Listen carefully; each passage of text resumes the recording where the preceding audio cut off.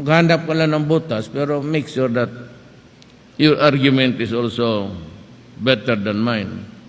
Because if you do not have anything to say except to criticize like Pangilinan, well, I'm sorry, then shut up. Wala ka talaga. Ikaw yung abogado na lamang kung pinakabobo sa lahat. I'm not trying to destroy him. But I will, in 2 minutes, I will destroy him. Makinig lang kayo. Balik dito muna tayo sa Boracay kasi. Remind me about Pangilinan. Konektado ito eh. So yung bureau kasi, kagaya ng Marawi, kung hindi ko na alaala, paglagay nila dyan sa chart sa Marawi, operation, Marawi, tapos administrative, gano'ng maraming committee. Nakikinig ako sa isang cabinet member. Sabi ko, gano'n na, gano'n. Tapos dito, committee, purchasing. Sabi ko, ganito. Sabi ko, ito assistant ko si Bong. Tuwagin mo nga si, General Eduardo Del Rosario. Tuwagin mo nga. Pagdating sabi ko sa opisina, kita mo yan. Gawin mo yan. Give me houses for Marawi within 100 days. In 100 days, may mga bahay. Magaganda. Ay, mga taga Marawi nakita. Maliit lang. Pero, pwede kang matulog. Maganda ang setup. But it's just maybe constricted because of the area that is small. Ngayon, okay na. Balik tayo dito sa the one single. Ito totoo is kaisa-isang publiko, he calls him a servant. Dapat waiter na lang siya. Siya yung, kayo lahat, you are living witnesses. Yung pag-iba ng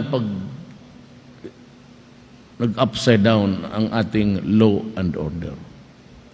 Kayong mga pulis, tell me, kayo dito, kailan lumala ang sitwasyon? Yung pinasa ni sino itong putang ina to? Pinasa niya ang batas sa juvenile law at tinaas niya from the indeterminate, yung law noon, 15 years old, hindi mo makulong. Doon tayo nagkaroon ng great injustice. Prosecutor ako. Kaibigan ko, may utang na loob ako sa kanya. Sa totoo lang. Pero nandiyan, I got a message from her. Grace Sharon, asawa niya.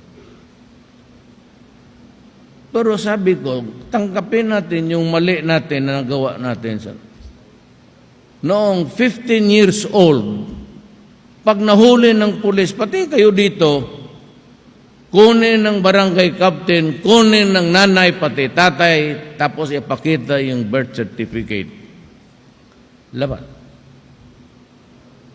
Labas-pasok, all throughout of the country. Ang nakasala, rape with homicide, baliwala. Babalikan pa yung, ulitin namin yan sa anak mo. Ganon ka brazen ang mga bata ngayon. Or at least ngayon, mayroong kunting control. Pero kita mo yung mga 16 years old na hindi mo mapreso eh. So ilagay mo yan sila sa DSWD. Walang gwardiya, sumisibat lang. Only to commit another crime in another day. Yun ang problema. Many thousands yung nabiktima, walang magawa. Kasi hindi mo nga mapailan ang kaso. So itong mga to, that started about 9 years ago. Ito yung mga 15 years old doon na makita mo dyan sa EDSA, snatching, tapos tatakbo lang, kabulan ng pulis. Pag nahuli ang pulis, ang mga bata, talagang pag hinawakan mo, they will fight it out to be freed. Tapos, ano talaga ng pulis? Kung may sugat, kaagad, kulong pa ang pulis. Kaya sabi ko, ito na nga ang nangyari. Pangilinan yan. Mag-isip lang kayo noong hindi pa panahon sa batas ni Pangilinan at ngayon, ano nangyari? Hindi mo talaga ma-detain ang bata. Whatever the crime may be, it could even be genocide. Walang sasagutin.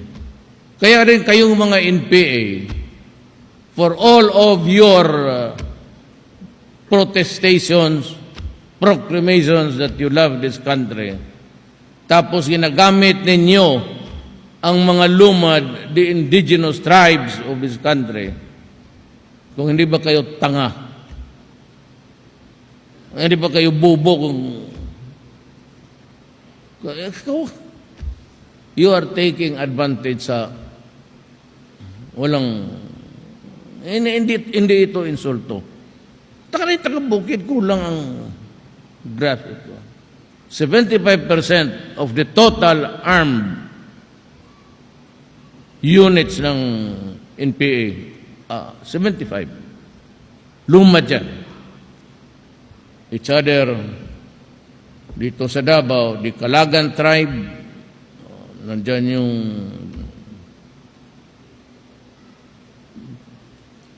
Bagobo, Manobo, yun.